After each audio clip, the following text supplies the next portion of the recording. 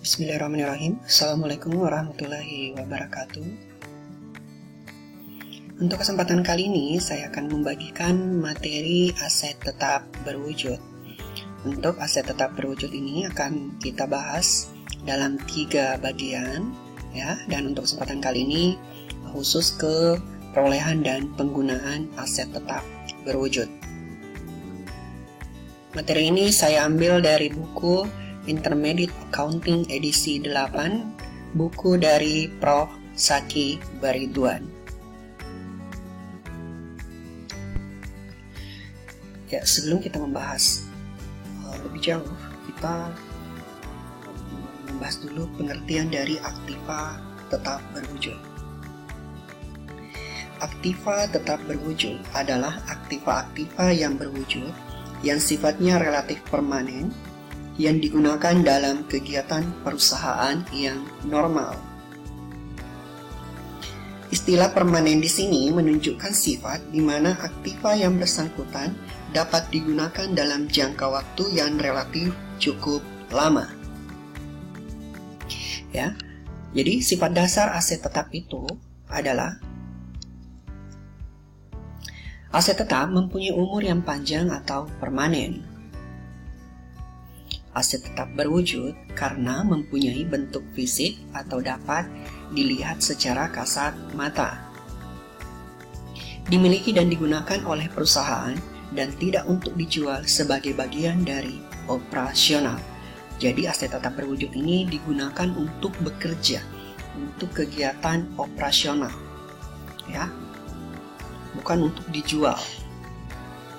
Klasifikasi biaya. Apakah yang dibeli ini berumur panjang? Jika tidak, maka diakui sebagai beban.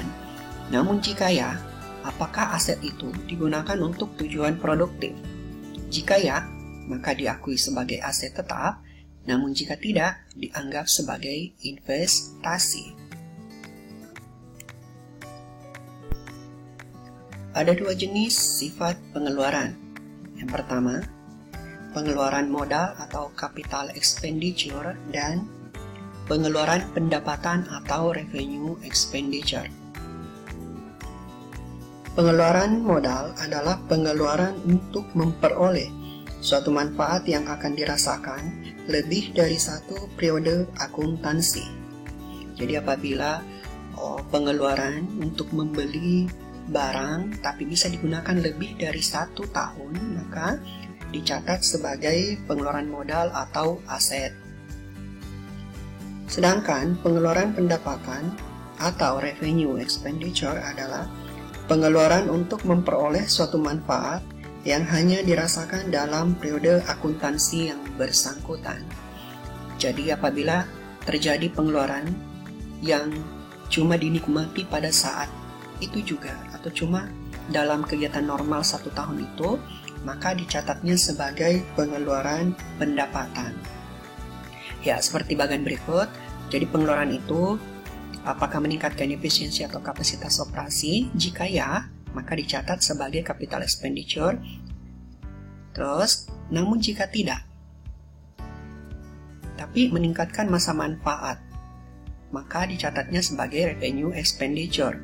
Namun, ketika meningkatkan efisiensi kapasitas operasi tidak, meningkatkan masa manfaat juga tidak, maka dicatat sebagai pengeluaran pendapatan. Ya, masih lanjutan dari slide sebelumnya, ya, capital expenditure dan revenue expenditure. Pada saat terjadi pengeluaran modal atau belanja modal, maka dicatat sebagai aset. Ya, aset berhubungan dengan kewajiban, ekuitas, dan laba bersih. Namun ketika terjadi belanja pendapatan atau pengeluaran pendapatan, maka diakui sebagai beban. Ya, kita masuk ke perolehan aktiva tetap.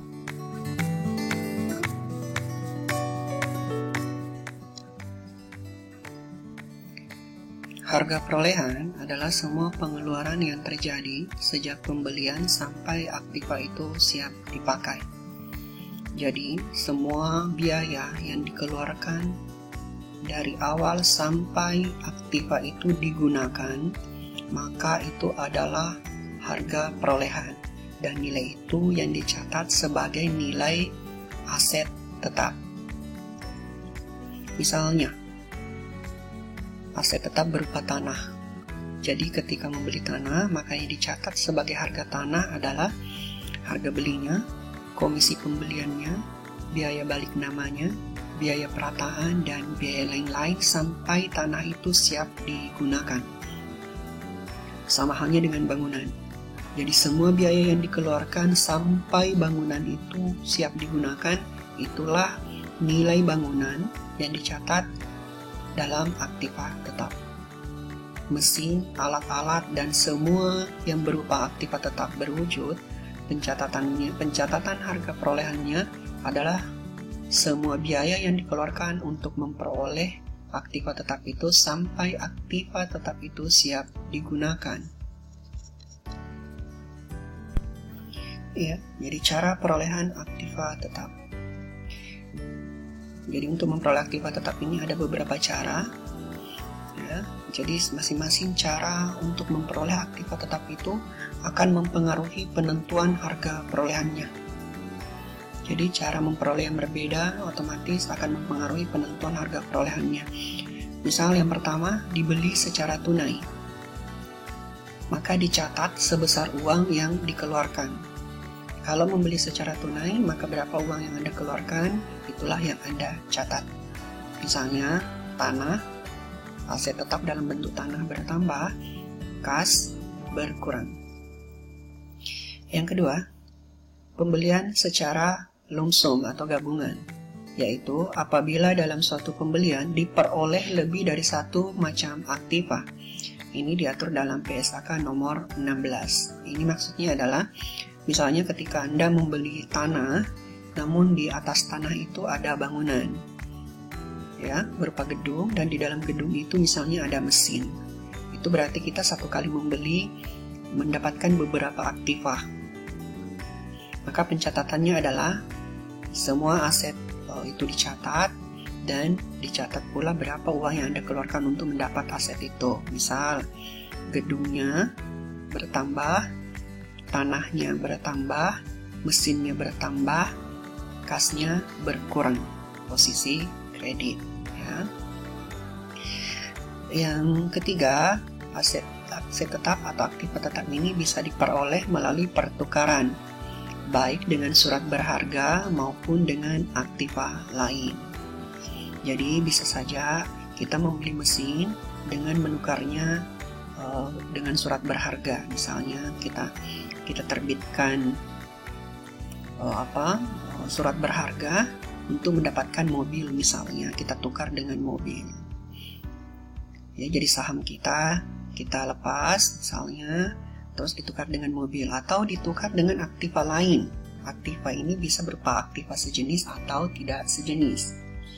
Aktiva sejenis ini maksudnya adalah aktiva yang identik, benar-benar sama. Jadi kalau Anda ingin menukar mesin Anda yang kapasitas 1000 cc, berarti ya menukarnya dengan mesin yang sejenis. Atau aktiva yang tidak sejenis, misalnya motor ditukar dengan mobil, ya. Jadi itu tidak sejenis. Yang berikutnya ada pembelian ansuran. Jadi pembelian ansuran atau pembelian secara kredit. Bisa saja dalam pembelian ansuran ini ada bunga, pasti terjadi bunga.